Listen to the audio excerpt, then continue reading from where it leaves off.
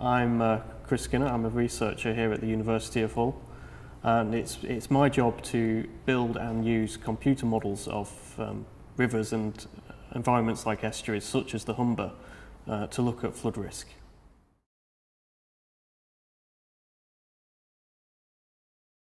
I think this comes from maps which you can often see. You can find them on the internet, where if you raise the sea level and it shows you areas of land which will be below that sea level, if you look at that for Hull, then a lot of the city appears under that blue colour on the map.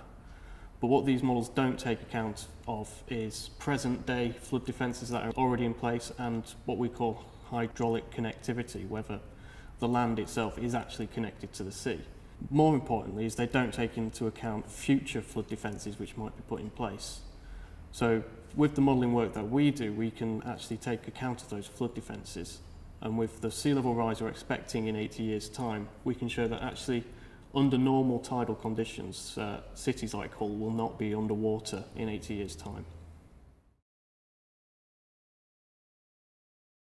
The risk for flooding in Hull comes from events like the December 5th, 2013 storm surge. Not only will sea level be getting higher, but also we can expect more storms, and that these storms will become more severe as climate heats up and extra energy is put into the atmosphere. And this is going to change our relationship with the coast, because we're going to see increased erosion, especially along the Holderness coast, which is already rapidly eroding. But also we're going to see extra storms in Hull. The potential of flooding is going to increase.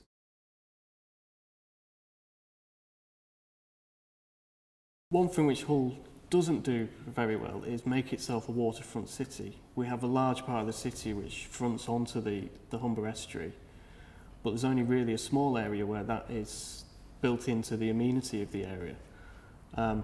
We have a choice coming in the next 80 years. We can either build big walls on the side of the city, blocking us off from the estuary, but I think that would be a real shame. There's an opportunity for us to incorporate the estuary into parts of the city, allowing it to flood into playing fields which flood during large events, but we can build that into a leisure space, an enjoyable space where people can interact with the estuary.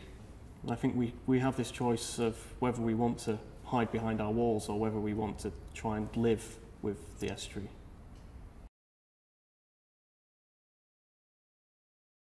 The thing which was on my mind was my mum and my stepdad. And both of them have been fostering children for over 10 years. They have fostered dozens of children. So in 80 years' time, a lot of these children will be in their 80s and 90s. And she's just wondering what kind of a chance these children will have and how their life will be once they drop out of the care system at 16.